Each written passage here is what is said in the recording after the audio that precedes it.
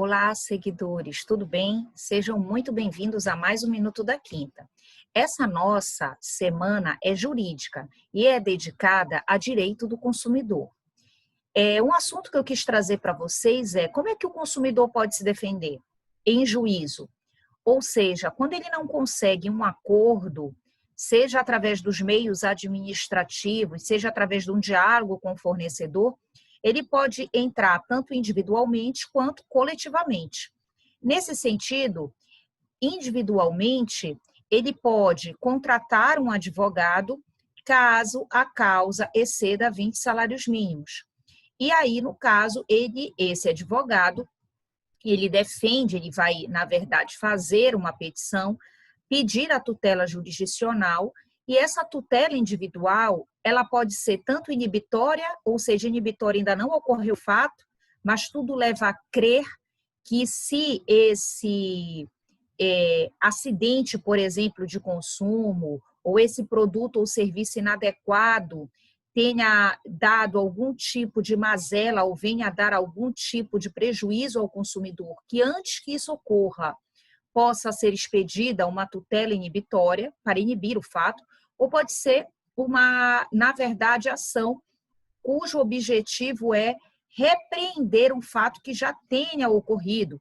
E aí, na verdade, não busca inibir, mas busca reparar o dano. A outra circunstância é o consumidor entrar coletivamente. Então, ele entra em juízo através do amparo de instituições ligadas ao direito do consumidor, como associações que já estejam há mais de um ano no mercado, ou por meio do Ministério Público, que, se não entrar como parte autora, pode entrar como fiscal da lei, o conhecido custos legis, a própria Defensoria Pública, etc. Então, nesse sentido, nós vamos colocar aqui a vocês o nosso mapa conceitual. Então, conforme nós mencionamos, vamos ampliar aqui a imagem para lhe favorecer, tá? A defesa do consumidor, no caso, em juízo, ok? Ela vai do artigo 81 ao 104 do CDC, e o consumidor, conforme nós mencionamos, ele pode entrar de maneira individual ou coletiva.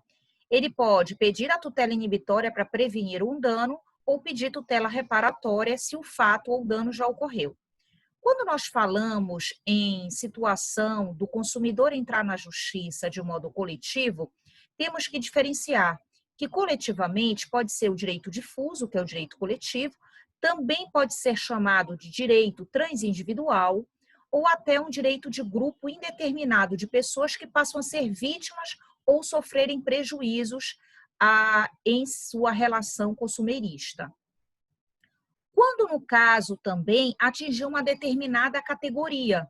Então, reparem que pode ser que o acidente de consumo tenha vitimado um grupo específico, vamos dizer, uma classe estudantil, um grupo de médicos, pode ter sido somente a classe dos advogados, pode ter sido só pessoas idosas. Então, também o direito coletivo, ele abarca e protege esse grupo de pessoas, essa categoria, tá? Na verdade, se o fornecedor ele continuar a desrespeitar o direito do consumidor, o advogado pode pleitear multas diárias. A esse nome de multas diárias, nós chamamos na área jurídica de astreintes. Então, astreintes seria o pleito do advogado para aplicar ao fornecedor que desrespeitar o direito do consumidor e continuar praticando atos que venham a ferir a sua integridade. A pergunta é: quem é legitimado para entrar com esse tipo de ação coletiva do consumo? O Ministério Público, sendo polo ativo, ou até como custos legis, se não for ele que adentrar com a petição, mas ele tem participação obrigatória como fiscal da lei. A Defensoria Pública, tá? E a própria administração pública direta e indireta. Se a causa da relação consumerista tiver em um dos polos a União, isso vai ser julgado a competência da Justiça Federal. Se no caso for situações envolvendo estados, vai se julgar na justiça estadual. Só tomem cuidado, porque em alguns certames coloca que a situação foi em nível nacional, mas não foi a União que entrou com a ação. Então, se for um caso que envolva a questão brasileira, mas tenha sido a União, não tenha sido a União que tenha entrado com a ação, tá? Isso vai ser julgado no Distrito Federal. Então, o Distrito Federal é um tribunal federal, tá? Ligado ao direito do consumidor, ok? Que julga ações nacionais, desde que a União não tenha entrado como polo ativo da ação, tá? E também podem entrar os próprios municípios, ok? Se por acaso você estiver pertencendo a um quadro, a uma associação em defesa do consumidor, e tem várias, IDEC é um deles, tá? Desde que ela seja constituída há pelo menos um ano, ela pode entrar em nome de todos os seus associados e pleitear aí indenizações, questões de perdas materiais e morais, tá?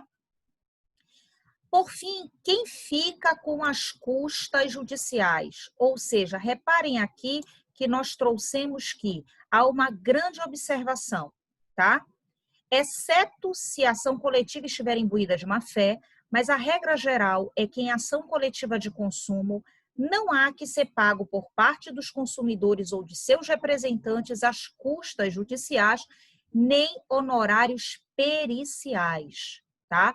Por quê? Porque, na verdade, o consumidor é a parte mais vulnerável, é a parte mais fraca dessa relação de consumo. Eu espero que você tenha gostado do nosso assunto.